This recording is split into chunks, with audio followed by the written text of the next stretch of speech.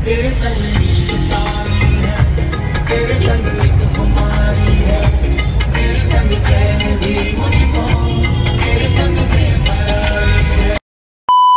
প্রতি বছর অ্যানিভার্সারি ভুলার জন্য ওকে শাস্তি তো পেতেই হবে, তাছাড়াও একটার দিকে এসেছে তাই একটু শাস্তি কমিয়ে দিলাম। বাড়ির সব বাচ্চারা খুব অপেক্ষা করছিল রাত থেকে যে দীপু কখন আসবে, এন্ড তারা জানে যে দীপুর বার্থডে, অ্যানিভার্সারি বলে কিছুই জানে না।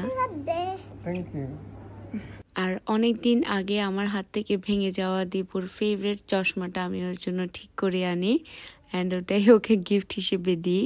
আর তাছাড়া ও আমাকে অত কিছু গিফট দেয় না, কারণ হচ্ছে ও বলে যে শুধু আমাকে অর্ডার করো, গিফট চেয়েও না। Thank you.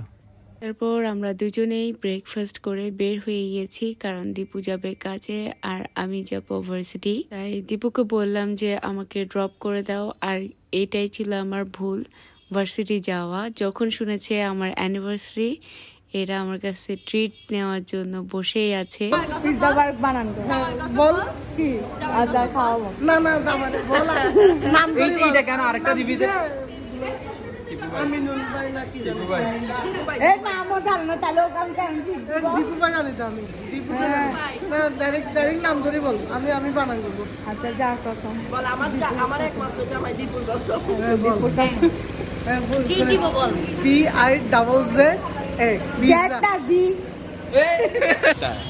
এন্ড আমি কোনোভাবেই তাদেরকে কথায় ফাঁসাতে পারিনি, কারণ ওরা যাবেই মানে যাবে, কোনোভাবেই আমাকে বাসায় যেতে দিবে না। And they choose Chillox, pizza burger, আর যাওয়াই হলো না।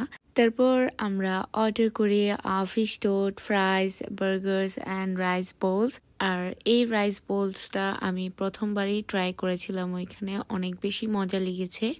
নাও এটা আমার ফেভারিট চিলক্সের মেনিউ থেকে। তারপর খাওয়া দাওয়া শেষ করলাম অ্যান্ড ওইখানে আমার একটা স্টেটমেন্ট দেওয়া হলো যে নেক্সট সেমিস্টারে আমি কোনো ধরনের ক্যান্টিনের বিল পে করব না, এরাই করবে। তারপর আমি বাসায় গিয়ে দেখি যে বাসায় অন্য কিছু রান্না করা হচ্ছে, বিরিয়ানি রান্না করেছে আম্মুর স্পেশাল, যেটা আমরা সবাই অনেক বেশি পছন্দ করি, সাথে chicken fry. In the same time আমি একটা পিয়ার প্যাকেজ রিসিভ করি, সেটা হলো একটি কেক, আর পাঠানো হয়েছে হেলদি হার্ট পেজ থেকে। জামাইয়ের কাছ থেকে গিফটস না পেলে কি হবে, আপু আমাকে বরাবরই অনেক খুশি করেছে, কারণ এই কেকটি দেখতে যেমন সুন্দর, টেস্টের কথা তো পরেই আসি। আর সাথে উনি আমার জন্য 2টা টাপ কেকও পাঠিয়েছেন। আর এই কেকটা একটু ইমপ্রুভমেন্ট দরকার, যেটা আমি আপুকে জানিয়েছি, আর আমি ওনার নাম্বারও অ্যাটাচ করে দিয়েছি। দেখতে দেখতে লাঞ্চের টাইমও হয়ে গেল, আর আমিও ফ্রেশ হয়ে চূড়া পরে একদম রেডি, কারণ দীপুও আসছে, ও ইনভাইটেড ছিল। সো লাঞ্চের জন্য ও অনেক পছন্দ করে আমার হাতের বিরিয়ানি, তাই ওকেও ইনভাইট করা হয়েছে। আর আমরা খুব মজা করে বিরিয়ানি খেলাম মাশাআল্লাহ। দিকে তাসবি একদমই ঘুমাবে না, কারণ ও বার্থডে করে।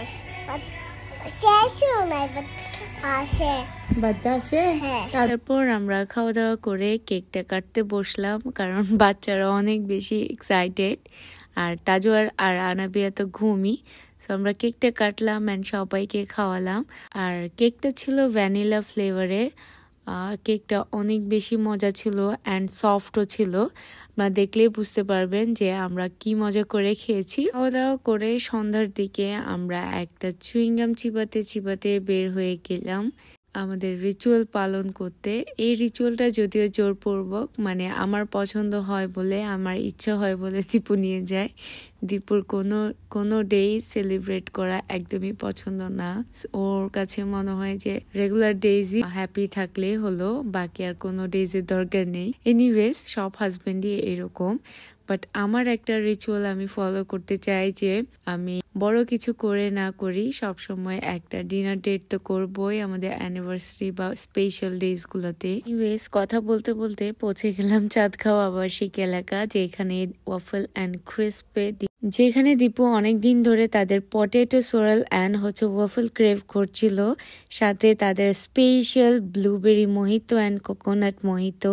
আর আমার মনে হয় বেস্ট মোহিতো এখানেই পাওয়া যায়, আউটস্ট্যান্ডিং ছিল ওদের মোহিতো। তারপর আমি খেলাম বাটারস্কচ আইসক্রিম অ্যান্ড তারপর আমরা খাওয়া দাওয়া করে বের হয়ে গেলাম আমাদের নেক্সট স্টপ, সেটা হলো ডিনার ডেট। আর আমাদের দুজনের পার্সোনালিটি আলাদা হলেও আমরা একটা জিনিস দুজনেই সেম পছন্দ করি, সেটা হচ্ছে calm and noiseless restaurant. And luckily ওই রেস্টুরেন্টের ওয়ান অ্যান্ড অনলি কাস্টমার আমরাই ছিলাম। একদিকে দীপু বসে আমার জন্য ড্রয়িং করছে, হ্যাপি 730 ডেজ লিখছে, যেটা নিয়ে আমি পিকচার ক্লিক করব।